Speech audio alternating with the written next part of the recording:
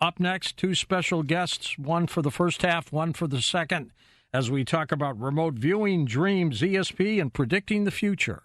Next on Coast to Coast AM. And welcome back to Coast. George Norrie with you. We've got two special guests for you on this subject tonight. In the first half, Deborah Lynn Katz is with us. Later on, John Knowles joins us.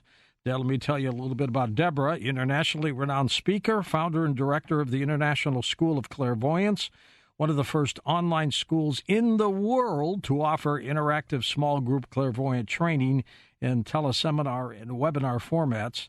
She's been a professional clairvoyant, healer, medium for the past 25-plus years, is a parapsychologist, research subject. Also, she's an accomplished remote viewer, having assisted with financial forecasting, business consulting, finding lost objects, and occasionally crime solving and even treasure hunting. Deborah, welcome to the program. Thank you, George. I'm really thrilled to be here with you tonight. I'm looking forward to this. And you have a book coming out with John that I think it's coming out in September. Is that right? Yes, it's available for pre-order on Amazon right now, and we're very excited about it. It's 700 pages. Wow. And it is, yes, it is very representative of what's going on in the field right now with remote viewing, and it's called Associative Remote Viewing, the Art and Science of Predicting Outcomes for Sports, Politics, Finances, and the Lottery. That's fantastic. Quite a mouthful. Now, tell me, how did you get involved in this area? Well, gosh, I can go back to when I was just a baby with my twin sister, and we would have lots of psychic experiences together, which let us know that there was something going on that you couldn't see with your eyes, but was out there. And then when I was in my late 20s, I discovered that through training and development, you could learn how to access information about anything in the whole world. And then I would say about 10 years ago, I got majorly into remote viewing. I was already teaching at that time and did informal experiments with my students, and I was just blown away by the results of so many people who really hadn't been doing it for too long. And then I really got heavily into the area of research. So I've been conducting remote viewing research for approximately 10 years, and that caused me to want to go back and get my PhD in psychology at a program, University of West Georgia, where I was able to study parapsychology, and also that's where Ingo Swann's archives are located. So I got a chance to spend about 3 years studying his archives most recently. Deborah, of all the areas that I mentioned that you've participated in, which would you say is the one you truly have the expertise in?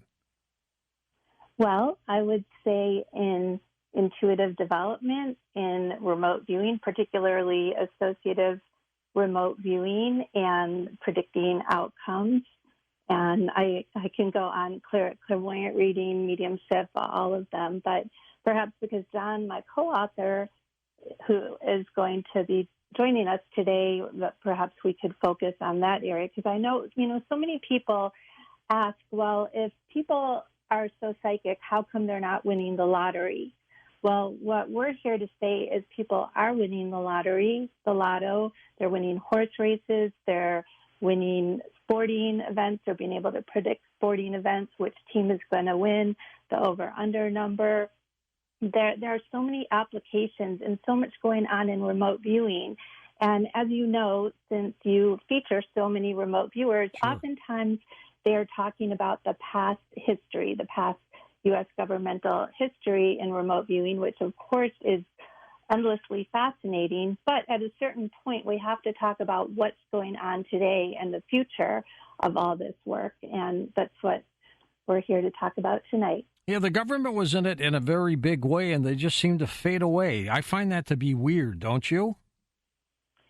Well, some of the people remained, and those people were some of the viewers, as you know, the guests on your show. And those people, such as Paul Smith, Lynn Buchanan, they went on to teach now 3 generations of remote viewers. So in a way, they've been still out there, some of the participants, very much active, whether with applied work or teaching. And they've really been helping to develop people like myself and John and so many remote viewers today, but it's oftentimes not talked about. And everyone wants to know, does the military still have remote viewing programs in any way? And even the military remote viewers say that they don't know for sure. We do know that there is some kind of program going on within the Navy at the moment, but they are very, very secretive about it. And even the players, for example, I'm a co-director of the International Remote Viewing Association Research Unit with Dale Graff, who could really be credited as the director of Stargate. And he said he can't even get any information right now about whether the Navy programs are continuing or what's really involved. They won't talk to him either. So, but there is a lot going on in the civilian population. Would you say, Deborah, more people are remote viewed inclined or just psychic?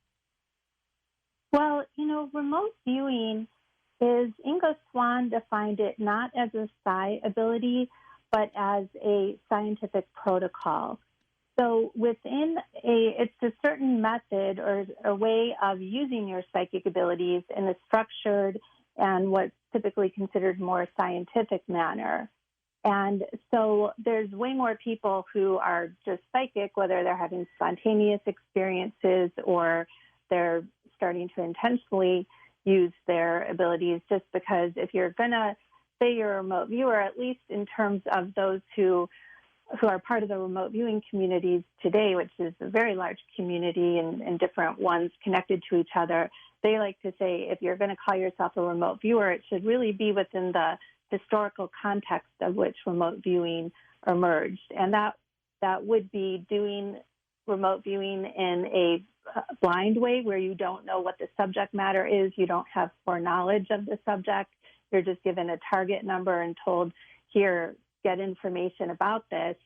And then it could be anything from a location to an object to a photograph. And then many times in terms of sport, horse racing, things like that as well. I was always told that if somebody's trying to use these abilities for personal financial gain, it backfires on them. It doesn't work. And you sound like it does work. It does work for a lot of people. Now, it doesn't always work. No one that I know has achieved 100% consistency or even 90% consistency. I would say overall, maybe the people who have been doing this for quite a while would say they have maybe closer to 65% consistency or accuracy. And, that idea that if we use our psychic abilities for financial gain, that's a belief that some people have. And maybe if they hold that belief, that will be true for them. I don't doubt that. But you could look at anything. Look at people in the medical profession. There's so many helping professions, and everybody has to make a living from that or they can't survive unless they're going to get donations. Those people are using their God-given gifts, even if they're not psychic gifts. But these are all gifts of the spirit, and anything you do that you're good at and you offer to people. And so I think we need to get past that idea. Tell me about intuition. What creates that?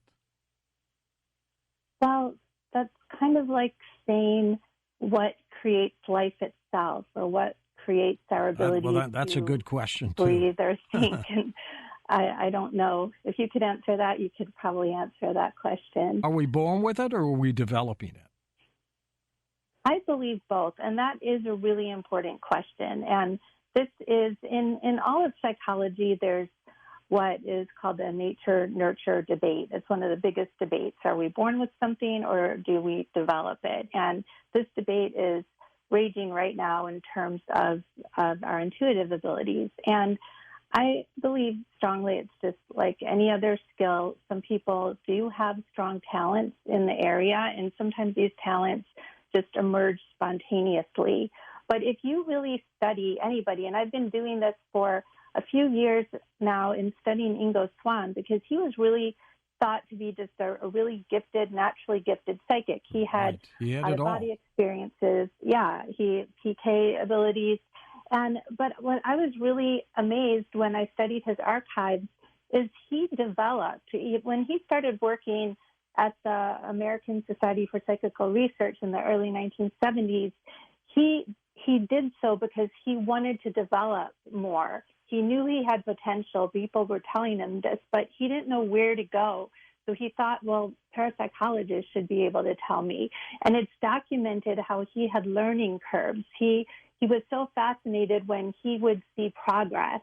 And Janet Mitchell, who's written a few books on out-of-body experiences and her time with Ingo, she said that every time they started a new experiment, he would then maybe have a decline initially, not do so well, and then after he practiced and they would talk and they would figure out what was going on, he would do better.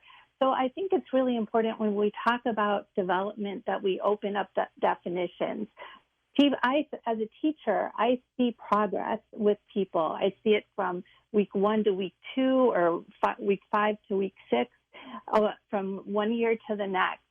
There is progress, and part of the progress is decreasing the errors and the inaccuracies. And so whether a person has formal training or, for example, in the military, Joe McMoneagle, who I'm sure you've had on the show, he's one of the most famous remote viewers of the military, and he has so many books, and he's a wonderful guy. And he will say, well, he wasn't formally trained by Ingo, or he wasn't, he says he didn't really get so much formal training. And yet when you look at his background, he worked with Skip Atwater, who was the head of the Fort Meade Army unit. And Skip Atwater basically monitored him, sat by his side every single time he did a session, day after day, year after year. And then they all were working in this environment where they learned from each other. So when you look at any practicing remote viewer or psychic or medium for that matter, a lot of times you really have to get into asking them more about, okay, like you're not just born talented and suddenly you have this whole clientele and you're delivering perfect sessions for them. Something happens in between that. And what I'm interested in understanding is what happens in between that, because then we could communicate that to others and then they can follow in their footsteps. And you can take pre-orders on the book you're saying Associate of Remote Viewing? Yes, it's available on Amazon. And even though it says on there it'll be available in September, we're probably about 2 or 3 days away from people being able to actually get the book. Did you ever come across the work of Shafika Corregula called Breakthrough to Creativity? Well, I have heard of it, and I have not read it. That was my aunt, who was a psychiatrist, who devoted her practice into telepathy and ESP. She just fell in love with it, moved to Beverly Hills, tragically died in an accident with a radio that fell into her tub, believe it or not. Oh, my gosh. But she was into this in a big, big way. I've heard you talk about her in the past, and I've wondered what impact she had on you and your interest in these topics. We used to talk occasionally. She would call me up and vice versa.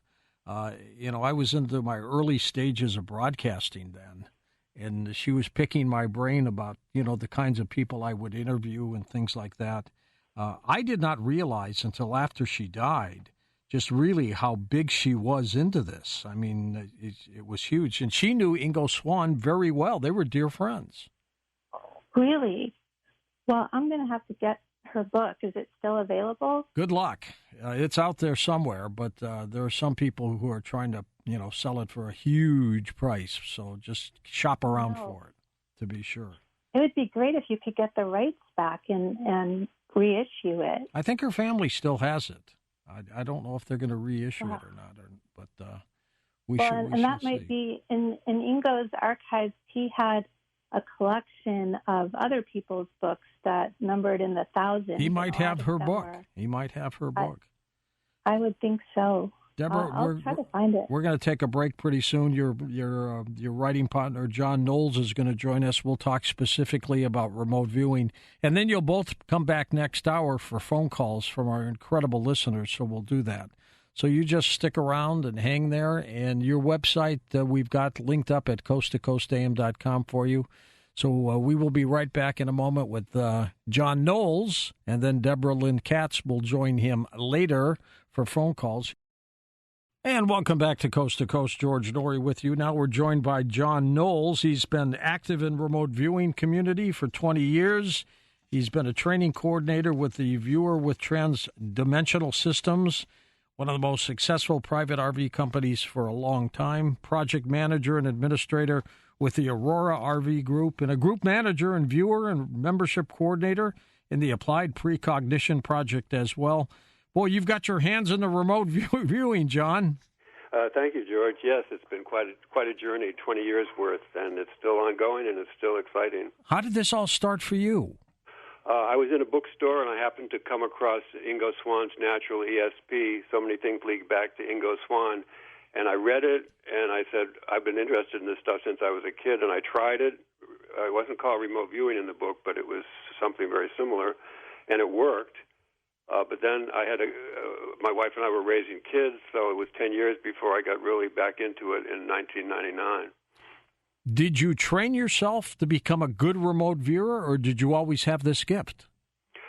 I think everyone has the gift, but it was after I heard Prue Calabrese speak for Transdimensional Systems that I became trained in a half-year-long program, very intensive, called Banana Slam, where we trained pretty much every day for 6 months, and I think that really made a difference in all of us who were taking part in the program. There were about 15 of us at that time. And John, these organizations that I mentioned that you've been part of, what are they? All right, so Transdimensional Systems was a company that had many clients, and also had a public demonstration team, which is very rare in remote viewing. And they were forced out of business in 2003 through many threats, actually, but it was a very successful company for 1999 to 2003. The Aurora Remote Viewing Group was a smaller group. It was the first multi-method group where people with different training methods, who'd been trained in different methods, got together for a few years and tried to build a company. We were on 3 continents. We were in many different time zones, and we were not able to really be successful in launching, but we did a lot of work that taught us about remote viewing further. And then in 2010, I joined the Applied Precognition Project. You probably had Marty Rosenblatt on. Yeah. And I was there for 6 years working with Marty, doing some programming as an apprentice, and also being a membership coordinator and a viewer and project manager. And it was during that period that we actually used Ed May's software that was very valuable in associative remote viewing. I've always been told for remote viewing, don't think, just do what you first think about rather than just concentrate.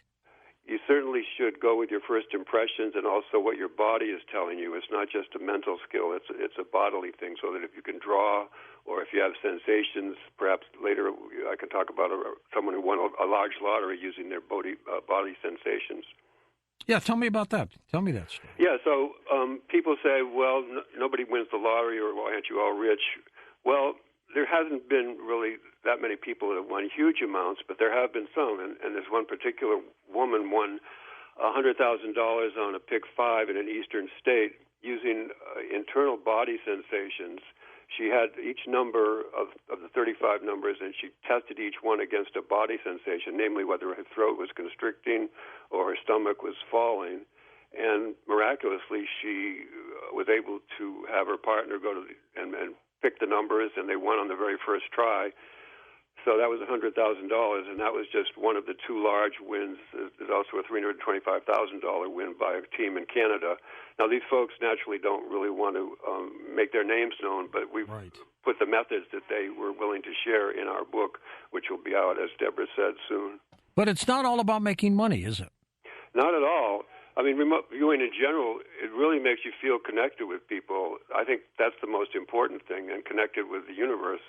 And I came from a very materialist background, and I'm still in some ways a materialist, but you can't deny that there's some sorts of connections going on that we really don't understand, and you can explore that through remote viewing or through just other forms of PSI, psi, and associative remote viewing is another way to explore things. To be a successful remote viewer, John, what percent do you have to have in hits? What percent of ability you mean? Or? Yeah, of accuracy. Well, it depends. For regular remote viewing, where you're not doing associative remote viewing, the accuracy seems to be somewhat higher, and it varies. Though, if you have a client and you're just doing a remote viewing target, that client may just need to know one single piece of information. So accuracy rates aren't that critical in remote viewing, but in associative remote viewing, where you have a very clear situation where you make a prediction and it either comes true or not, and you can keep statistics, which is a value in associative remote viewing. Groups have found that you can get around 60%, which is not all that common to sustain it over a long period, then you can have success.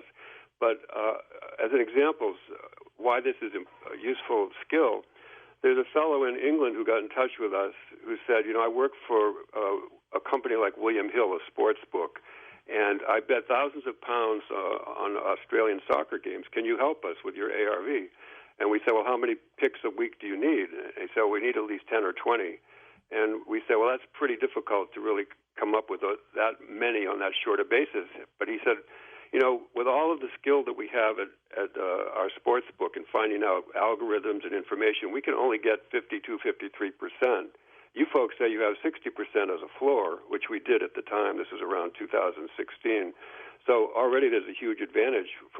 So he has taken part, but we can't provide as many picks as we wanted to him. That's amazing, though, the way that you work this, and you're successful doing it. Pardon? And you're successful doing it. Right. I mean, there's also lots of people who are not succeeding, and nobody's made $1 million at it, except for one example that maybe Joe McMoneagle already told you about when he generated $1 million through an investment. I can tell you that story if you like. Well, what are they doing wrong if they're not succeeding? What is causing the inaccuracy? There's a number of factors. First of all, remote viewing itself is a little iffy. It's not 100%, never will be, or 90% or 80% in associative remote viewing. But also, there are very few people who take the time to really train themselves or have a good trainer, which I think is recommended if you can find one. So there's a number of factors that come in. The uncertain nature of the predictions themselves in terms of associative remote viewing, and also training and also skill level. Now, that's incredible, though, with what's happening with ESP and with remote viewing. You would consider yourself what? The remote viewer more than someone an expert in intuition? I consider myself a remote viewer. I'm not, like Joe McMoneagle, but I've contributed to many projects. I have had some success in ARV. Intuition is a factor, but remote viewing is a perceptual skill, as Ingo Swann often talked about it. It's perception, and he didn't, as Deborah said, think of himself as a psychic exactly, even though everyone else more or less thinks that he was. We're with John Knowles. His co-author, Deborah Lynn Katz, will join John next hour for phone calls from you as we talk about intuition, remote viewing, dreams. What about dreams for you, John? Do you get into that? I had a dream, actually, of how to succeed in ARV, and I've broadcast that dream to other people in the field, but I don't know if anyone's really capitalized on it. But Deborah's really been much more into dreaming than I have, and a dream group that she was part of. Okay, you're more of remote viewing, aren't you? And ARV, yes. Mm-hmm. That's right. And what's the big difference between ARV and remote viewing? Well, associative remote viewing is a particular way of tasking in which you have, suppose you want to find out if the Red Sox are going to win tomorrow. So what you do is you get a photo of the Queen Mary, and you get a photo of, say, the Eiffel Tower, which would be if Tampa Bay wins. You don't tell the viewer any of this. You just give the viewer a number. The viewer draws a picture or gives you data. You compare that data to the two pictures that you know about, And if the score is high enough, 3.5 on the TARG SRI scale is often used, then you can make a prediction. So that's ARV. It's a very specific way to approach things. There are other variants of ARV where you just have one target also. But remote viewing is a much more general thing where you don't have this specific protocol. I'll remote view my Detroit Lions for football. Are they going to win? Nope, they're going to lose. Please do. That's my remote viewing for that. Could be. But now, how do you get better remote viewing? How do you train someone to get better? Well, my son's baseball coach used to say, it's not that practice makes perfect, but perfect practice makes perfect. That's true. So it helps to really know what you're doing and not just go away at it, but get a good, if you can work with other people in a group. I found that enormously helpful to be in 3 different groups rather than working solo. And it's hard to find those groups, but there are some out there. So I would say good practice and studying up, read about the field, know what's going on, and trust your body. Have you used remote viewing to look for missing people? Yes, I've done that a few times. Mm-hmm. Successfully? It was. I haven't really. No, I wouldn't say it was successful. Although some of the information that I will call them clients, they said we submitted useful information, but they weren't able to nail down, for example, a missing brother in India. A sister wrote to me, and I really didn't want to take it because you really should work with the police or someone you're close to, but she was really insistent. So she said, you provided a lot of accurate information, but we can't find my brother. So that happens, too. You have warned that remote viewers can be taken advantage of. Tell me about that. Remote viewers can be taken advantage of, I suppose, in different ways. There's a couple of stories that are circulating about that. I'm not sure I want to go into some of that. Okay. A little too graphic? Yeah, let's move on to something else, yeah. Too graphic. Okay, I understand. Sorry? Yeah, the people who remote view in the military are out now. Well, what do they do? Well, there's 4 primary people who came out and are teaching and have been teaching, as Deborah mentioned, 3 generations, and some of them also do remote viewing for clients on the side, I understand. They're good people, some of them too. Sell merchandise. And they keep pretty busy. I guess so. They've been at it for 20 years, too, yeah. What would you say for you has been one of the most fascinating remote viewing topics you've covered? Well, in a way, I think the Oak Island buried treasure. Oh, really? Okay. Lots of groups have done that. I'm interested because my relatives are from Nova Scotia, so I really got into it, and I published an article in Daz Smith's 8 Martinis about 4 or 5 different groups that tried to remote view that. And there's clearly something was going on there, but exactly what it was, there's quite a variety of opinion. But I found that quite fascinating. Oak Island, there's something big there. Did the History Channel ever channel you to be on their show talking about Oak Island? No, I tend to stay out of the media. You're generally low key, aren't you? I am, yes. How'd we get you for this program? Deborah. She twisted your arm, huh? Well, we're going to promote the book. I mean, it's the first major book on ARV in a long time, pages, as she said, and so we want people to see it. Yeah. And that comes out technically September, but she thinks it's going to come out much sooner than that. Yeah, a couple of days. Associative Remote Viewing, the art and science of predicting outcomes for sports, politics, finances, and the lottery. What's the easiest, sports or lottery?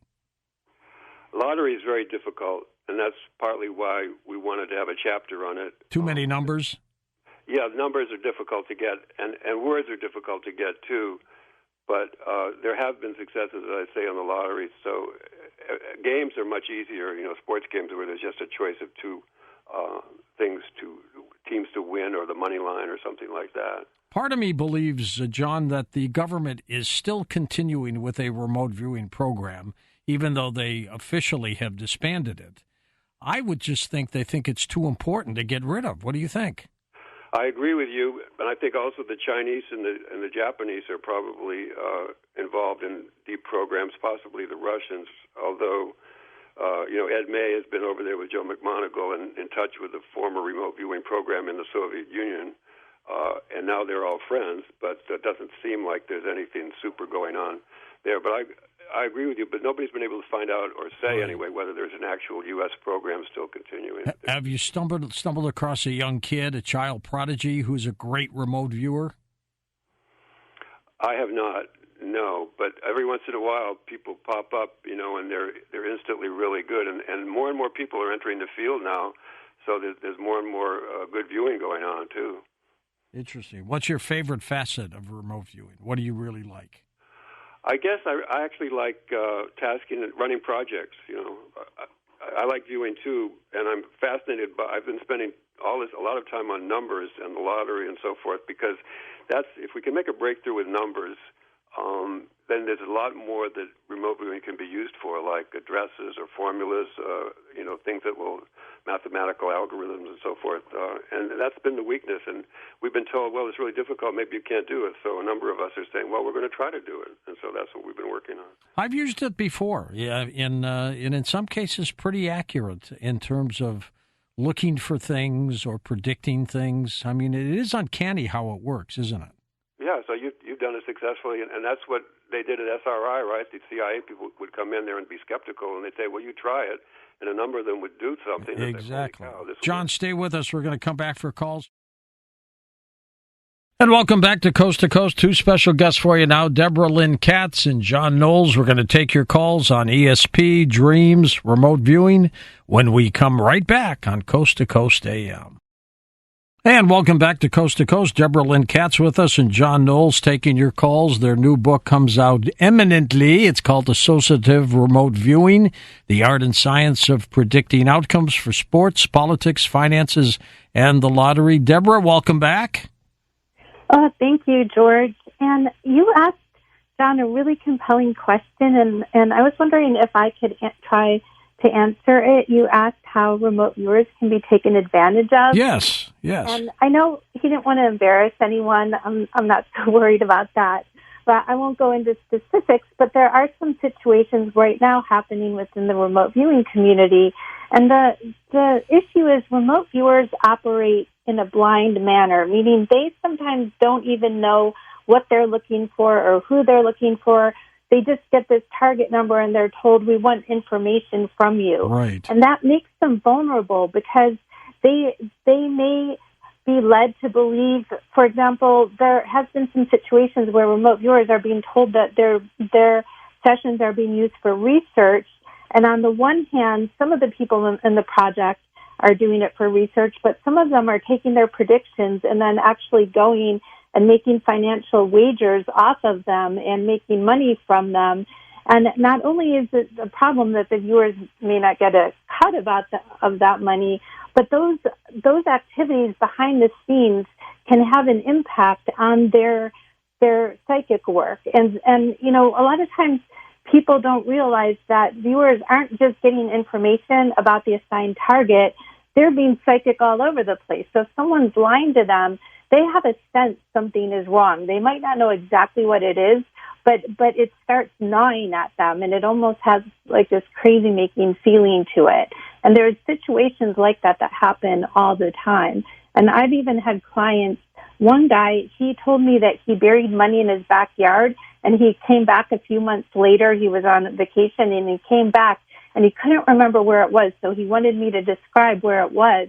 But I kept getting this sense that it wasn't really his money. So I recruited a few other viewers to tune into it, not telling them my suspicions, and they got the exact same thing. So there are these situations where people are, and sometimes they'll even tell you that you're wrong, and then you come to find out weeks or months later that you were right, but they just didn't. They want you to tell them things without really knowing what they're up to. Well, with John Knowles and Deborah Katz, John, with remote viewing, they have classes, of course. We've had some people who have classes that seem to be doing pretty well. You can teach somebody over a couple of weekends, can't you? Well, they do that now, but it's best to have longer training. Originally, Ingo Swan, who taught CRV, controlled remote viewing, and developed that, was a very lengthy training program, and it wasn't really finished. And since then, people have shortened the training, and now there's even online training, which was useful during COVID. But no, I think you really need more than 2 or 3 weeks or weekends of training to really realize some of your skills. It takes a while, and someone also who can criticize your work and make suggestions for improvement based on your own particular skills. And Deborah, you use dreams in your work?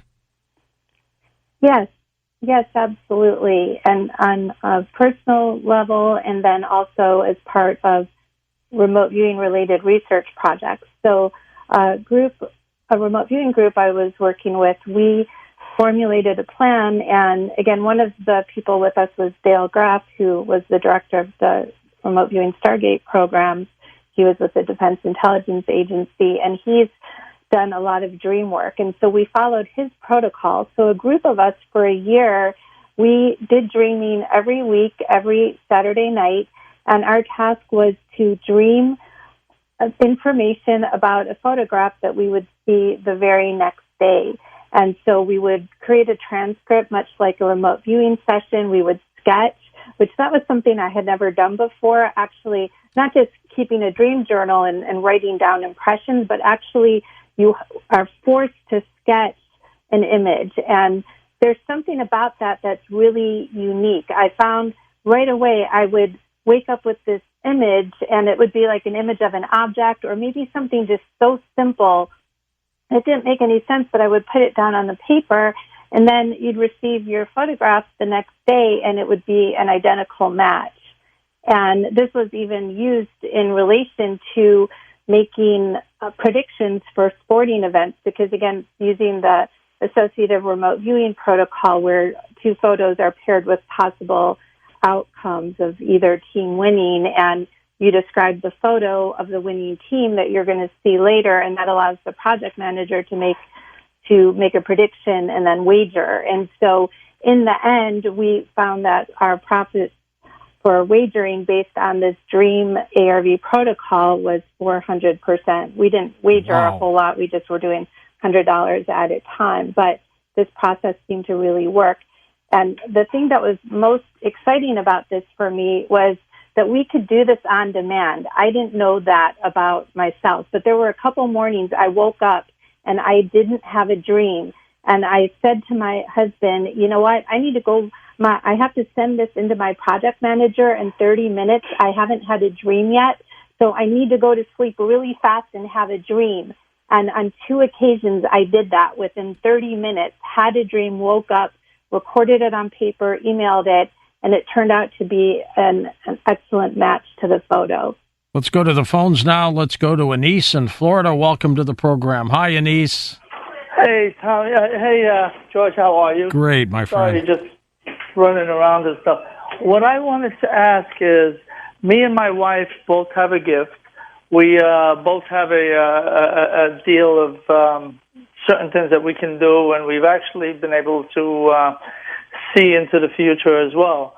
The problem is that we know being blocked, and we just want to know where our future is, because one of the major blockings that we have is my family, which I think has kind of done a few things to try to stop us. So just wanted to get an idea of where we're at and what does our future look like at this point. Well, they're not doing any specific readings, but they can help you on the blocks. John or Deborah, which one of you wants that? Deborah, go. Sure. Well, there's pros and cons to looking into your own future. Now, if you see what you want to see, that can be exciting and something to look forward to. On the other hand, what if you see something that is going to be upsetting to you? And sometimes what happens is you don't see the whole picture. You get just bits and pieces. And I suspect that's probably what's happened with yourself at times. So you just get some little snippets of things, but then you don't always know exactly how it's going to play out. And sometimes not knowing how that will play out can produce tremendous anxiety. So not to say that you shouldn't. In fact, when in advance of this interview, I tuned in to see if I could just get anything that would help be able to answer these kinds of questions. And I found that it's been a little bit useful here. But you just want to make sure that you're really prepared for any thing that's going to happen, because you can't control if the information comes in, if it's going to be positive or negative. But I would say just before you're laying in bed at night, just to relax and just ask for whatever image would be most useful for you and that you could emotionally handle to come to you. And that's fantastic that you and your wife can do this together. And you can ask your dreams to show you that too. Just put the question that you want to know about, put it under your pillow or next to your bed. And as soon as the two of you wake up, discuss your dreams. See if you had a similar dream with each other. Would you ever come across, Deborah, curses on people?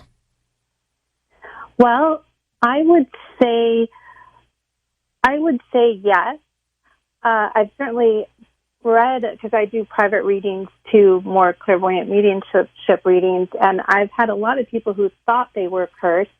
Now, sometimes there was a history of abuse. There sometimes were people that were very mad at them, and this did seem to have an impact on their energy field.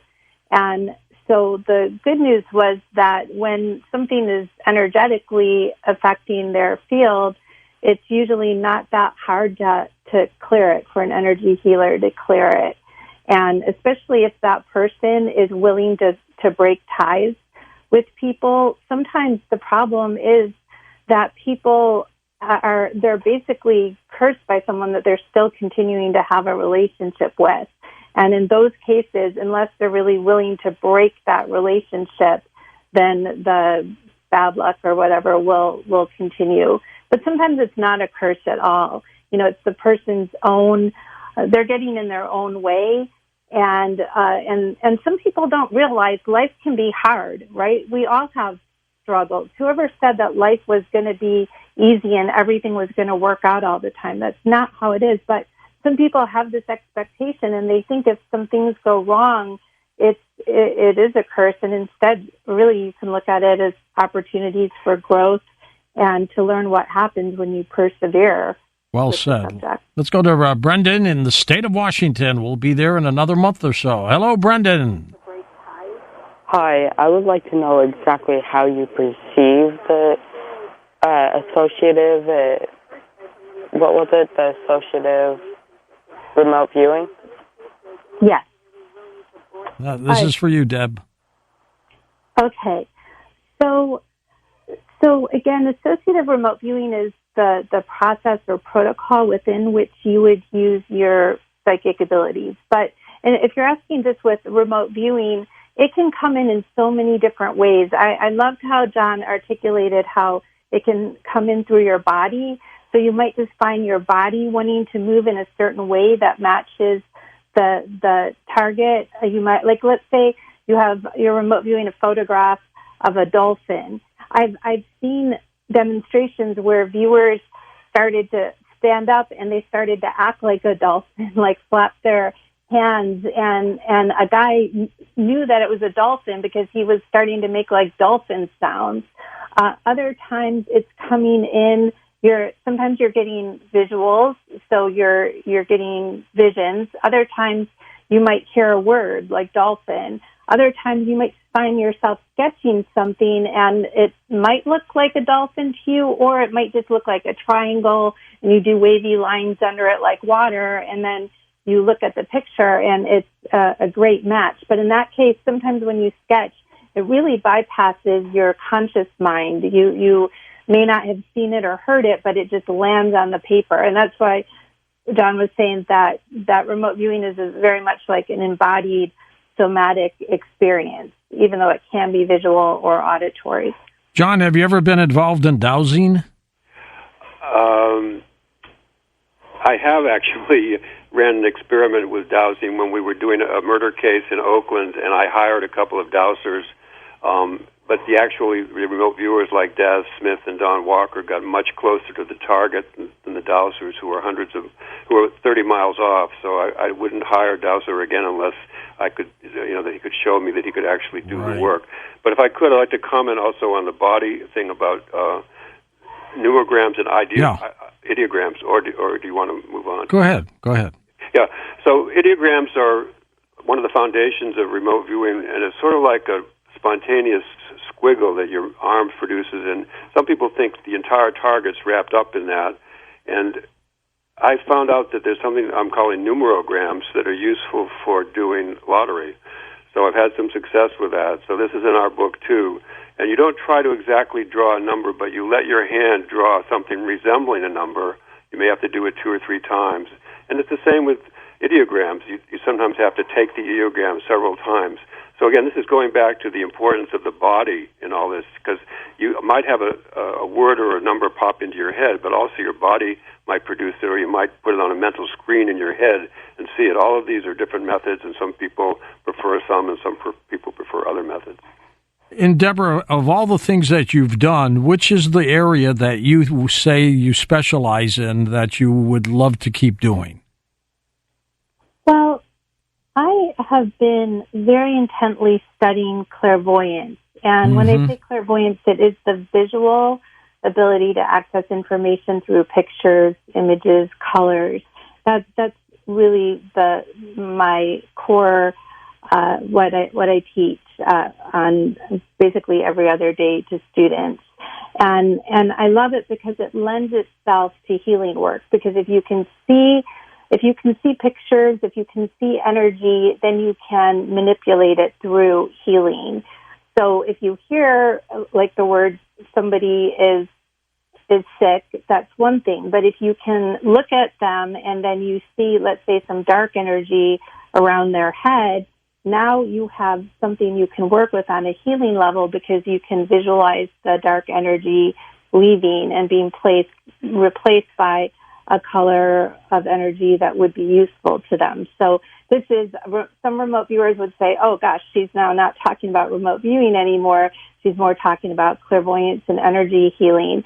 But these are what really make a difference in people's lives. And it's so exciting to watch people develop. So that is, I have worked with thousands of people now who had no idea how to approach this work, or didn't even think that they would ever be able to access information about other people, and now are doing this professionally. And so to me, just to watch someone discover their true potential, there's nothing more exciting about that, and that's why I'm completely obsessed with this topic. Let's go to June in Michigan, first-time caller. Welcome to the program. Hi, June. Hi, how are you? Okay, hope you are too. Yes, I'm doing well, thank you. I had a question on the situation of, I heard the answer for a curse, but I'd like to know the difference between a curse and a hex. A curse and a what? A hex. A hex? When somebody hexes somebody. A hex. Right. Oh, a hex. Right. They're pretty darn close, Deborah, aren't they? Yeah, gosh, I would not know if there was a difference or if they just both mean the same thing. It seems like in cartoons they would use the word hex, so it makes me just kind of remember some Bugs Bunny cartoons, but I think they're the same. They sound pretty close. Yeah. They're both done to do some harm to you in some way, whether it's economic or physical, isn't it? Yeah. And, I spent time in the Philippines years ago studying with some of the people who call themselves psychic surgeons. And I saw some pretty crazy things over there that would probably be a topic for another show. But there did seem to be some people who were cursed, and there were all kinds of weird things that would almost be manifested out of them, like hair. I saw human hair come out of a person, and that person had been having continual dreams about human hair inside their stomach and throat coming out. And then when the healer passed their hands over them, hair actually came out from their mouths. So there are some really wacky things going on. And you know what? I suspect that your next guest is going to be talking about demonology. Yep. Would be able to really speak to some of this. I'm going to be really interested to hear what he has to say, but that might be something to ask him. All right, and we'll talk a little bit more about hex and curses when we come back in just a minute. Well, I've got the official definition of a hex and a curse, and I'll pass that on to Deborah and John when we come back in a moment to take final calls on Coast to Coast. And welcome back to Coast. George Norrie with you. Our final segment with Deborah Lynn Katz and John Knowles. Their new book, Associative Remote Viewing, comes out very soon. And Deborah and John, we've got an official definition of hex and curses. Here it is. A hex is the practice of casting an evil spell over someone or something, while a curse is the practice of wishing bad luck and bad things to happen to someone or something. Both a hex and a curse involve rituals and spells. Hexes are only done by those who practice witchcraft, while curses are done mostly by people who are not witches. So there you go, Deborah. What do you think? Wow. Well, and I have a curveball to throw into the equation, and that is, do you know what a jinx is? And who would perform the jinx on someone? Wishing bad luck, right? Well, this says jinxes are small, relatively harmless spells. When you cast a jinx, it will cause your target minor annoyances that are temporary. So I guess if you're going to have one, you want to have a jinx, but hexes are maybe second worst, and then it looks like curses are the worst. And anybody can throw a curse, and only a witch, they say, can do a hex. Yeah. Interesting. Well, yeah, thanks to your caller for that. Let's go. Speaking of calls, let's go to him. Let's go east of the Rockies. Joe's with us in Long Island, New York. Hey, Joseph. Yeah, hi, guys. John and Deborah. Two questions. One would be on the dream part of this. It seems like, say, a dream could take you as an individual on a mountain climb, like a steep mountain, remote mountain, which is kind of remote viewing in and of itself, which seems to be telltale. It seems to be telling you something about yourself, like, hey, I'm crazy enough to be doing this, would be maybe one aspect. So to ask you about a dream as a remote viewing and being telltale, like that thing George reads about with Edgar Allan Poe, the poem. And then the second question would be, when you do these remote viewings, can you piecemeal one into another in some way, in any way, an aspect or a technique, or are they all separate? Let's take dreams first, Deborah. Sure. So that is really interesting to think of it like when you're dreaming about something and you have symbols and they're about your own life. It is almost like you're remote viewing, but through dreaming your own self. It's like you're the target of your life, and then you're learning about it through symbols. But then you could also dream about a photograph or a location or maybe an illness of somebody else through intention. So both are there, and that's a great observation. And then your second question, I wasn't quite sure. Were you let's asking? go back for him. Joe, go back and review that second one. Right. Is there, okay, so say you're doing a horse race and the lotto. Are these completely separate readings, or would one like kind of slip into the other in any way? Who's the expert on horse racing and lottos? Well, let me try that. Okay, John.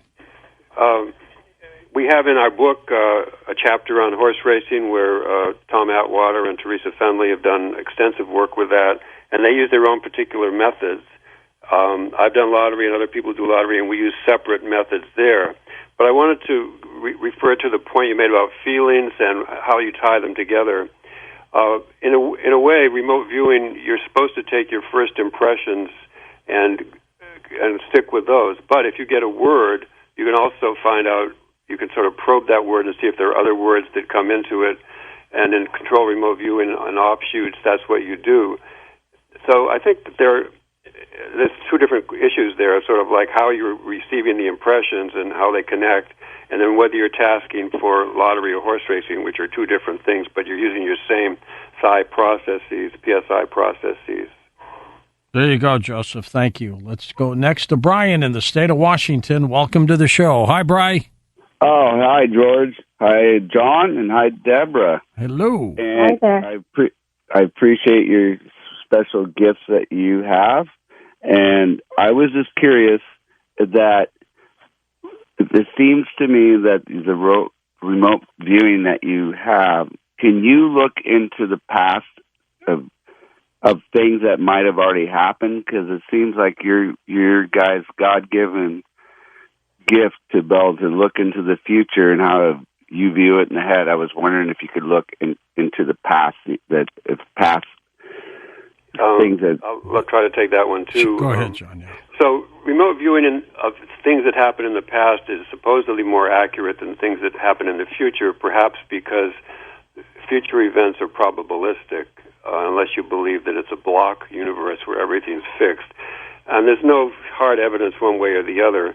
But yes, you can certainly remote view in the past, and actually in terms of getting numbers, remote viewing numbers, which is difficult, there's been an awful lot of work on remote viewing the future with some success, but really not very much work and hardly any formal parapsychological research on remote viewing numbers in the past. And Deborah, maybe you have some additions to that too. What would be one of the benefits of wanting to remote the past? To witness Jesus or something like that? Well, yeah, and people have done sessions on Jesus, but also just to find out, historically what happened, if you can, and it's not, unless it's confirmed in the history books, but then you could set up something that was confirmed in the history books, like did Ben Franklin, you give it to a viewer, did Ben Franklin really have lightning come down that kite and strike him or not, or not strike him? So, yeah, you could definitely, viewing the past would be interesting to try to get additional information about what may or may not have really happened. Let's go to Kathleen. Yeah. Oh, go ahead, Deb. I was just going to say examples of the past are what happened during 9/11, what happened at Roswell, what happened to cause the Malaysian flight that went down, and we still don't really know what happened. All of these are examples of what remote viewers have been working on even recently. Good point. Kathleen's with us, Slidell, Louisiana. Welcome to the program. Hi, Kathleen. Hi, first-time caller. Well, welcome to the show. I can't believe y'all answered my call. Okay, I was wondering how much empathy and intuition, people with strong empathy and intuition, do they have psychic abilities and don't really know it? For example, I feel other people's energy, negative, positive. If you go to a concert, you go because you can feel all of everybody's energy. Yep. And my boyfriend and I always are texting each other, and we're one ahead of each other. I might be in the middle of texting him exactly the same thing he texts me, or he says something I'm about to say, or vice versa. And this doesn't happen. This happens every day, all day. You're connected. Debbie, there is a connection, isn't there? Yes, absolutely. My first book is called You Are Psychic, and the reason is so much based on the idea that people are already being psychic. What you're describing is just classic of what so many people are experiencing. So you are an empath, a really strong one, and you pick up on other people's sensations, emotions. Even you might even be able to tell if someone's tired. You might feel tired if you're near them. If they're crabby, you might feel crabby. And this is a psychic ability. It's giving you information about other people, but the problem is for a lot of people, they don't realize what's happening. They just know one moment they're feeling good and the next they're feeling miserable and they don't know what happened. You're fortunate because you have enough awareness where you've learned how to identify this. So at least you could ask the question, is this me or someone else? And I suspect when you ask that question, do you sometimes find then that you stop having that feeling, you return back to yourself? Next up, let's go to Terry in North Dakota. Welcome to the show. Hi, Terry. Hi. Good to have you with us. Go ahead. Thank you. Yes, sir. I was wondering, with your remote viewing ability, what way do you use it the most? And be a little more specific. Are there any certain times that it's the advantage of being able to use this is helpful for you? John, it could be used anytime, can it? I think, again, Deborah focuses on remote healing. I'm really not into that, so she should answer that one. All right, Deb. Well, were you asking about remote healing or viewing? Viewing. Or both? It's viewing. Let's go back to you, John. I'm sorry, I didn't catch the specifics. I thought it was remote healing. She wants to know when is the best times for remote viewing, and it's any time, isn't it? It depends. I mean, some people have favorite times. They roll out of bed and they do it. Other people want to do an hour cool down. Some people remote view at 13:30 local sidereal time, which supposedly is one of the best times. Some people view the high full moon, and some people other. There's some statistics about that, but they vary with different people. So I'd say, it's what's the time that you find that you're most effective. Next up, go ahead, Deb. Yeah, it sounded like she wanted to know also what we use it for the most, and I would say finding lost objects. My husband is constantly losing things. He'll be upset I just announced this to the world. But he is giving me endless opportunities to practice. And I have to say, one of the things I'm still blown away by is we went on vacation and he hid the truck keys somewhere and couldn't find them. And within 5 minutes, I found them, and he had actually buried them under the ground. We previously lived in the Mojave Desert on 2.5 acres of desert. He hid them in the underground sprinkler. Why did he do that? I don't know. He thought he would remember. That's a mystery in and of itself that will probably never be solved. But through remote viewing, I was able to see the landmarks. Fortunately, on top of where he put them in the underground sprinkler, but there was a lid on it, and then there was this goofy-looking animal statue.